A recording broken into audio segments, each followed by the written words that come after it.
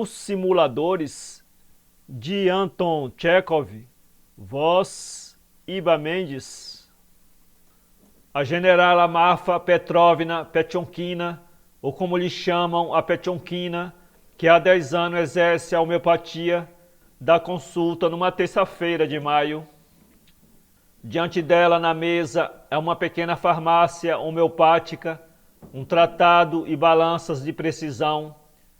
No muro, em quadros dourados, estão afixados sob vidro algumas cartas de um homeopata de Petersburgo, muito afamado, mesmo grande, segundo a opinião de Marfa Petrovna, e o retrato de padre Aristarco, a quem a generala deve a sua salvação, isto é, a abjuração da nociva alopatia e o conhecimento da verdade. Sentados na antecâmara, os clientes aguardam a generala. São na maioria mujiques, todos salvo 2 ou 3 estão descalços, porque a generala lhes manda deixar as botas fétidas no pátio. A generala chama o 11º consultante. Gravila Gruzdi. A porta se abre e, em vez de Gravila Gruzdi, entra Zamukrishin, vizinho da generala, proprietário empobrecido, velho franzino de olhinhos maus, que sobraça o barrete de gentil homem.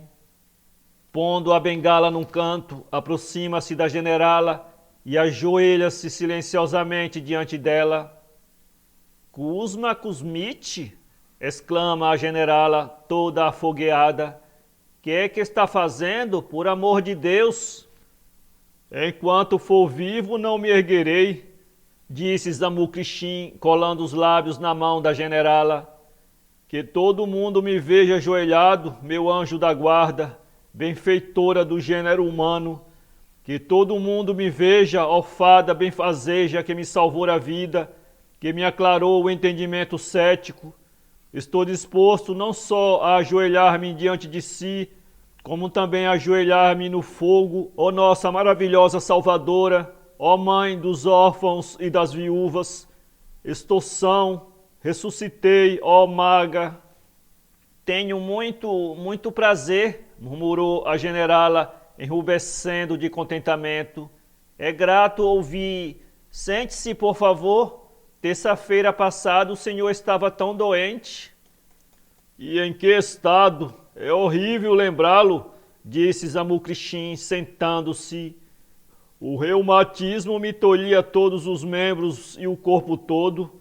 Sofri 8 anos sem um momento de repouso, nem de dia nem de noite. Fui tratado por todos os médicos, fui consultar professores até em Kazan. Recorri a toda espécie de lodo, tomei águas, nada. Afinal, deixei de experimentar. Fui dando cabo dos meus bens para tratar da saúde, ó nossa mãe e nossa bela. Os médicos só me fizeram mal. Recalcaram-na, mas estipá-la a sua ciência não o conseguiu. Não sabem senão receber os honorários. De aliviar a humanidade é que absolutamente não cuidam. Receitam uma vaga quiromancia e o único remédio é tomá-la. Numa palavra, são os assassinos. Sem a senhora, hoje eu estaria morto. Terça-feira última, voltando de sua casa, eu olhava os grãos que a senhora me deu e dizia para comigo mesmo, haverá bom senso nisso? Será possível que estes grãos, quase imperceptíveis, possam curar minha medonha e crônica doença? Eis o que eu, homem de pouca fé, pensava, e sorri. Mal, porém, engoli um grão, senti-me como se nunca tivesse estado doente, ou como se me tivesse arrancado a doença com a mão. Não crendo no que via, minha senhora me olhou, os olhos esbugalhados. Você é mesmo Colia? Sim, ele mesmo, respondi-lhe. Ajoelhados diante da imagem, rezamos pelo nosso anjo da guarda, dizendo... Dá-lhe ao Senhor toda a alegria que sentimos. Zamukrishin enxuga os olhos com a manga, ergue-se e manifesta a intenção de ajoelhar-se de novo, mas a generala o impede e o senta. Não me agradeça, disse rubra de emoção, e olhando arrebatada o retrato do padre Aristarco. Não é a mim que deve agradecer. No caso, não passo de dócil instrumento. A senhora houve por bem dar-me 3. Tomei um no almoço e o efeito foi imediato. Tomei outro à noite e o terceiro no dia seguinte.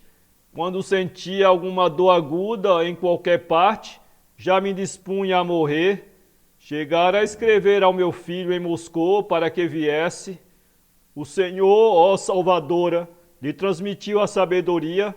Agora posso andar e estou como num paraíso. Terça-feira, quando vim, eu cocheava. E hoje eis-me aqui capaz de perseguir uma lebre e de viver mais um século. Só me resta uma desgraça, os nossos apuros. Tenho boa saúde, mas de que me servirá se não tenho do que viver? A necessidade me definha mais do que a doença. Tomemos um exemplo. É chegado o momento de semear a aveia. O que, porém, podemos fazer se não possuirmos sementes? Seria necessário comprá-las. E o dinheiro? Kuzma Kuzmich, fique sentado. O Senhor me proporcionou tanto júbilo, tanto prazer, que não é o Senhor que me deve agradecer, mas sim eu que lhe fico grata. Ó pérola, Deus, terás criado tamanha bondade? Rejubile-se, considerando as suas boas obras, ó extremosa mãe de todos nós. Nós, pobres pecadores, não temos do que nos alegrar. Somos uns pobres diabos, fracos, inúteis, rebotalho apenas. De nobres só possuímos o nome, mas, a bem dizer, não passamos de mujiques, nem mesmo isso. Nossas casas são de pedra, mas isso não passa de aparência, porque o teto está a ruir e não temos recursos para comprar vigas. Pois eu lhes darei, Kuzma Kuzmich. Zamukhrishin obteve ainda uma vaca, uma carta de recomendação para a filha que tencionava internar no instituto e, comovido pelas generosidades da generala, rompeu por excesso de emoção em soluços, crispou a boca e procurou o lenço no bolso. A generala notou que, com o lenço, lhe saiu do bolso um papelzinho vermelho que, sem fazer ruído, caiu no assoalho. Não a esquecerei nos séculos, resmoneou Zamukhrishin, e ordenarei aos meus filhos e netos não o esquecerem de geração em geração. Olha, meus filhos, aquela que me livrou da sepultura. Depois de ter reconduzido o cliente, a generala fixou um instante os olhos marejados de lágrimas, o padre Aristarco, a seguir, com olhar acariciador e feliz, contemplou a pequena farmácia, os tratados, o pote, a poltrona em que há pouco estivera o homem que livrara da morte, e seus olhos caíram sobre o papel que ele tinha rolado do bolso. A generala recolheu-o e, desembrulhando-o, nele viu 3 grânulos, os mesmos grânulos que havia dado na terça-feira anterior a Zamukhrishin. Mas são os mesmos grânulos, disse para consigo mesma, não crendo no que via. Até o papel é o mesmo, nem sequer o desembrulhou. Então, quem é que tomou? Enganar-me-ia ele? E depois de 10 anos de exercício, surgiu pela primeira vez uma dúvida na alma da generala. Chamou os outros clientes e, entretendo-os a respeito de suas doenças, observou o que até então lhe passara despercebido. De primeiro ao último, todos os doentes, como se estivessem de combinação, glorificaram-lhe primeiro o maravilhoso tratamento. De primeiro ao último, todos os doentes, como se estivessem de combinação, glorificam-lhe primeiro o maravilhoso tratamento, enaltecem-lhe a sabedoria médica, vituperam os médicos alopáticos e, quando ela enrubesce de emoção, passam a expor as próprias necessidades.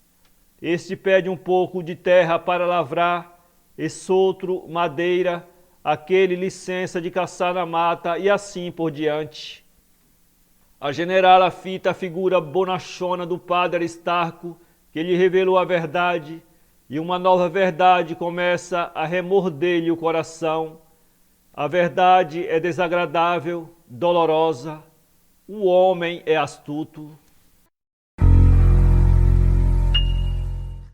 Para ler esse conto, acesse www.poeteiro.com